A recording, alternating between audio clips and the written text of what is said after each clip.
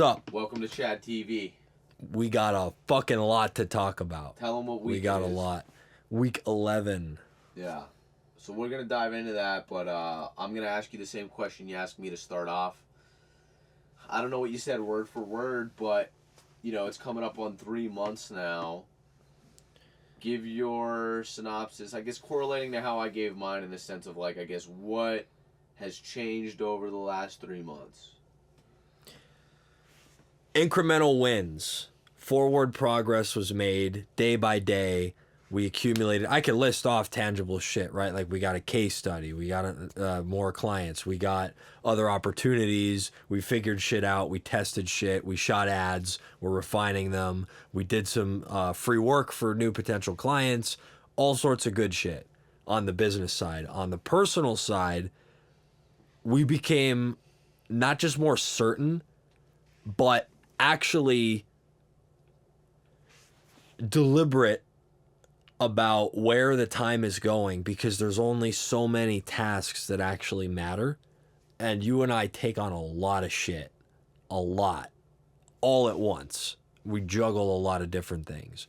So I think that further refining the schedule, for us 5-6 years ago when we locked in, it was very easy to have life revolve around one thing.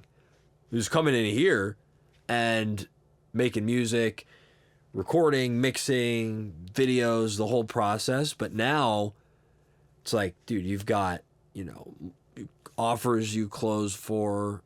I've got shit like that. I've got, I don't know. We have more responsibilities. It just happens when you get older. So having the time to be autistically locked in on one thing is more difficult than it was before. So like living more intentionally with time happened. So what actually happened? Incremental wins. Nothing monumental. But I said that in one of my first episodes. Nothing should actually change. You don't have to have these drastic changes on a short-term basis. And I figured that was going to happen because we'd be recapping week after week. You know, we're coming up on 3 months now. And it's like, well, what actually did change? I mean, not a whole lot. We just made incremental wins. I got more jacked. I got better in every other area of my life. And that's it. I got engaged. That's a big one. Facts. We talked about that last week. Yeah. I think... grown man shit. To add into your point of, like, we have more responsibilities now, it's like, I think about that all the time, where why it's important to still really capitalize, like, right now, because there's only going to be more on the plate as time goes on. But yeah, all right. So you had a pretty eventful weekend. Tell us about your weekend at Bohemian Grove. I met a billionaire one-on-one, and I fumbled the bag. And I'm going to explain why. It was a good time. I had a wedding. Without doxing, I have to be careful of what I say. Right, yeah. It's my family my I'll say, look, my future brother-in-law is a private yacht captain. I don't know what the word is. He has been doing charter expeditions on boats. I don't know, chartering yachts. What the fuck do you call it? I would just say he's on a boat. Yeah. He's on. Listen, he does for a long time, and he just got married to my future sister-in-law. I'm mixing up the words. Like, I don't know if I have these terms right about boats and shit. Long story short, he's full-time employed on this guy's super yacht, who is a billionaire, and he's his main and only captain. This guy had this yacht custom built in Poland 2 years ago, something like that. Anyway, so he's at the wedding. So we all spent time together at the wedding, and then after the wedding, we had a good time. Why this is relevant is because I learned from the demeanor of this guy a lot without actually having to get super in depth and go into his whole backstory because I knew it coming into the wedding. So I didn't want to just pester this guy with questions. So when we got to talk one-on-one at the house afterwards, what I realized was, first off, respectfully, this guy was extremely disheveled looking. He does not give a fuck about his appearance.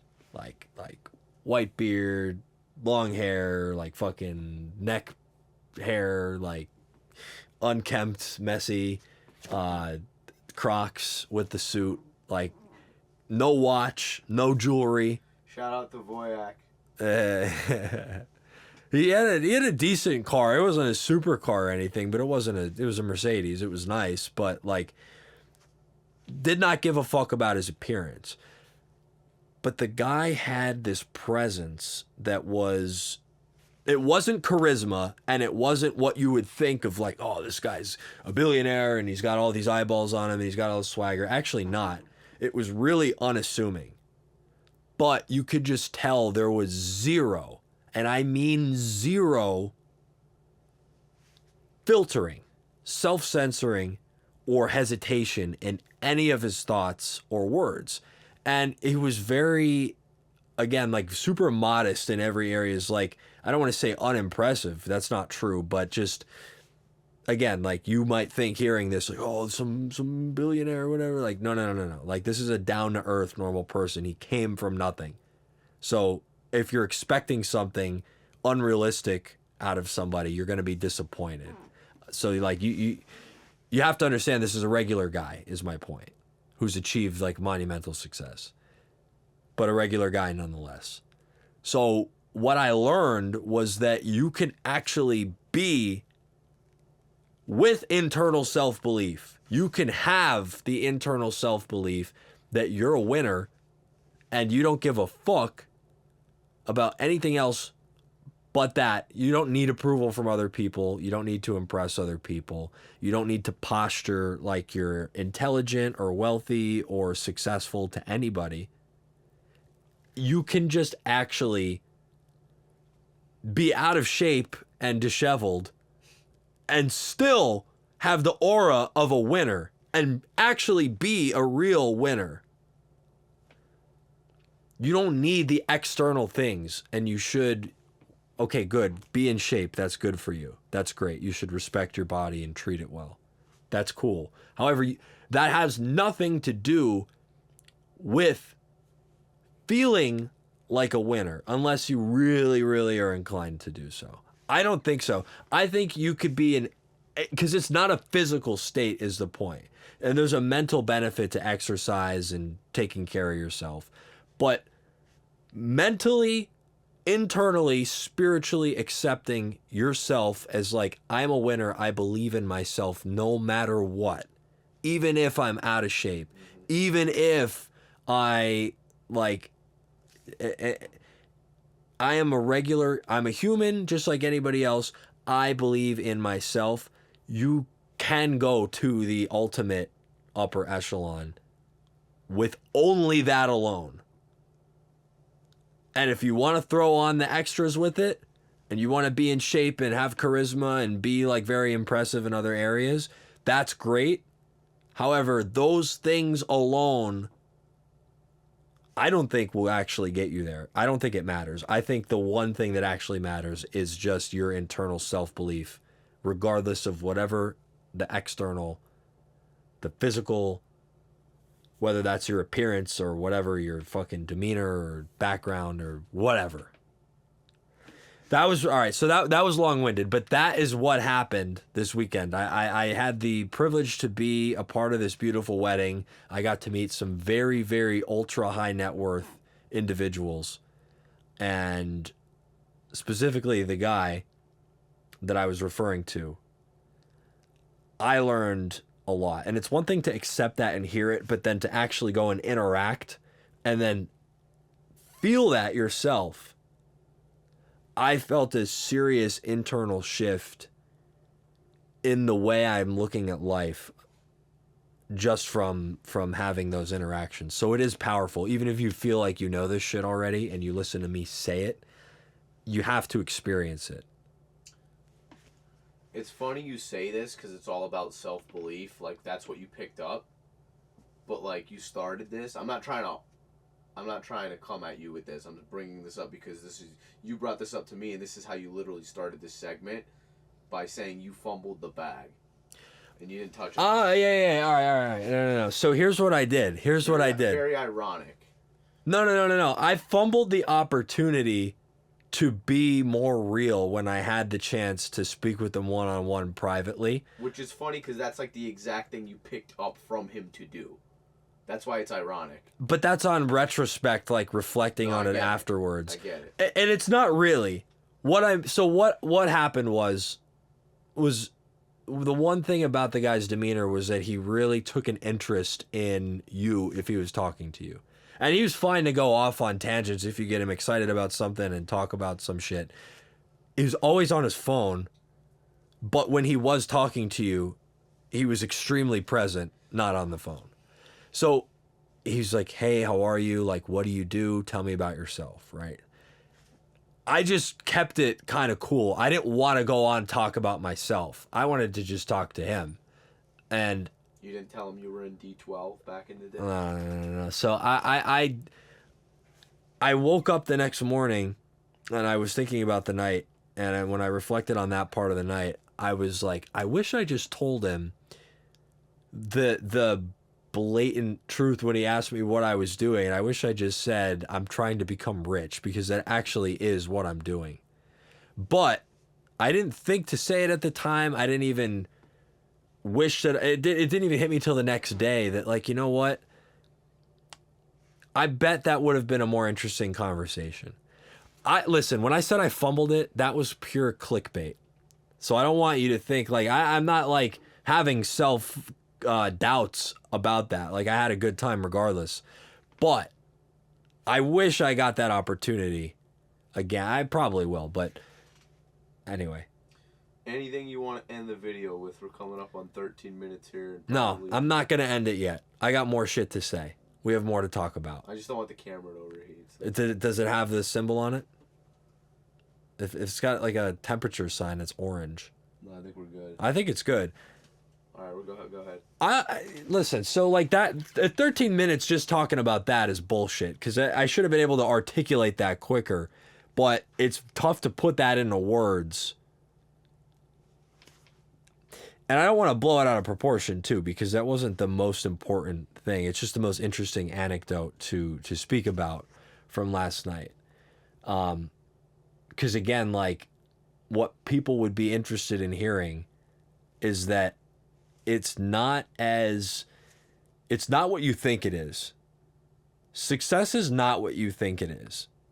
Because your achievements and your external state will not make you happy if you don't feel like a winner. That's what I was trying to say. So anyway, I want to talk about something else. Throw me something else if you can.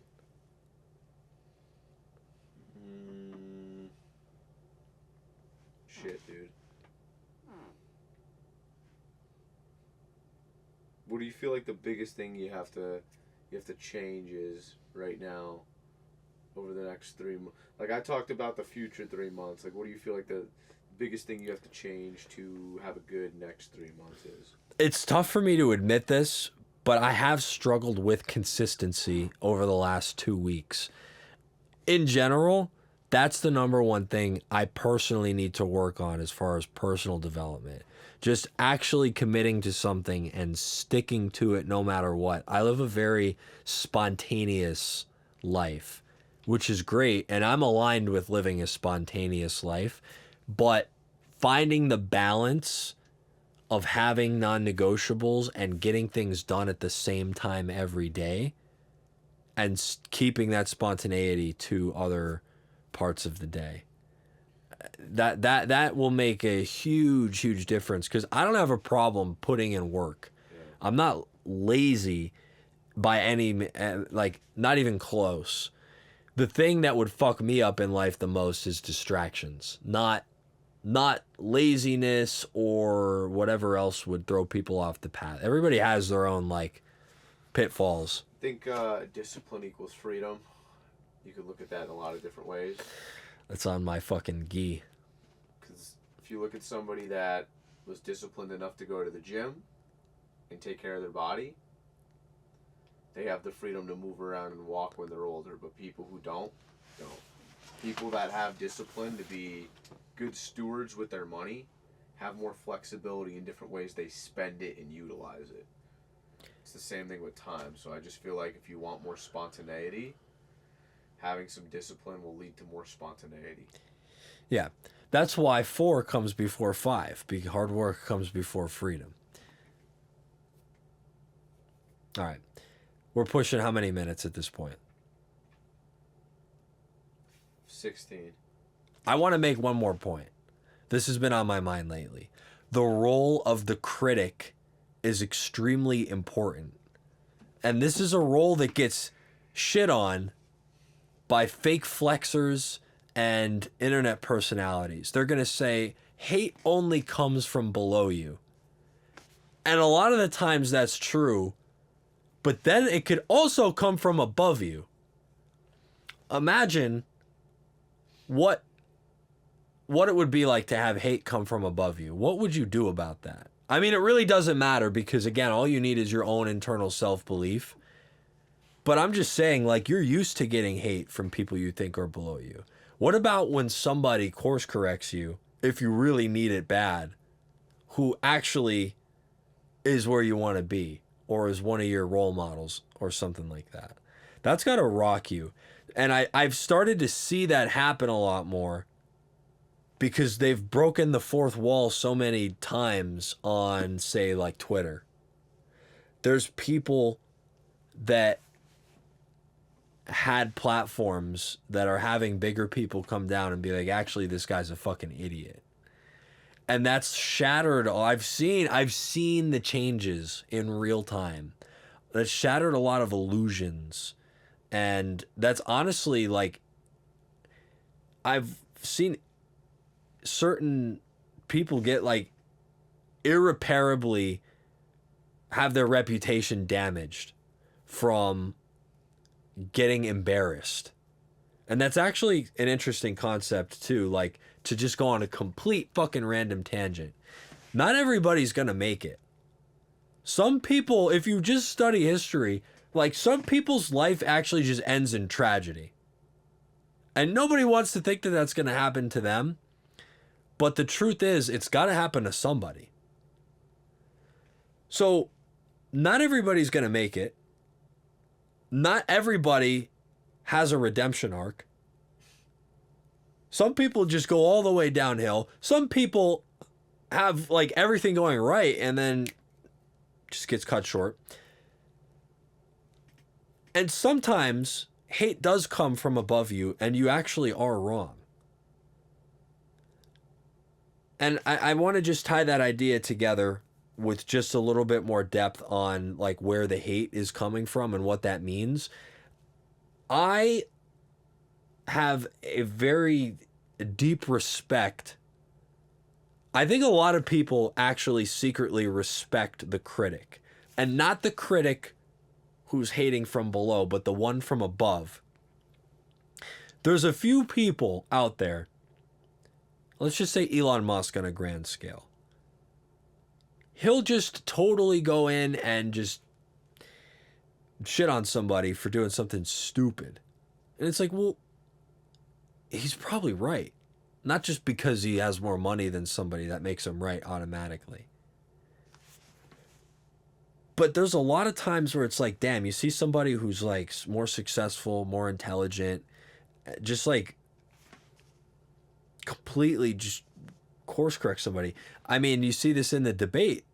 You see, like, Trump smoke this Biden guy. And I'm not into politics, but, like, that guy, like, to his credit, this guy's had a successful career in politics for most of his adult life. And he did somehow walk his way into the presidency. So, it's not just some random guy off the street, no matter how much you think he's incompetent. So sometimes somebody better just comes along and just, your performance is bad in a debate. This guy does better. And now what? Like you just have to you have to suck it up. So the role of the critic is important, and I think I've got a love-hate relationship with haters. I don't have massive hordes of haters, but I just see people out there that are professional critics, professional haters, and sometimes they're actually right. And that's just something to think about. You should do everything as if God is watching you, as if your entire lineage is watching you. And sometimes you'll get reminded by somebody who's a complete stranger, who's a critic, who's actually right. And you should prepare yourself to never be in a position where you get caught with your pants down and somebody who's right could actually just come along and point out that you fucked up. Does that make any sense? Not really. No. Not really. It makes sense. It does make sense. The camera might overheat. All right. The last point you said makes a lot of sense. Yeah. Some of it didn't make sense, but when you tied it all together and concluded it, the last pieces you said made a lot of sense. I'm gonna conduct my thoughts on this more. I'm probably gonna talk about it again. That's fine. That's good. All right. Till next time.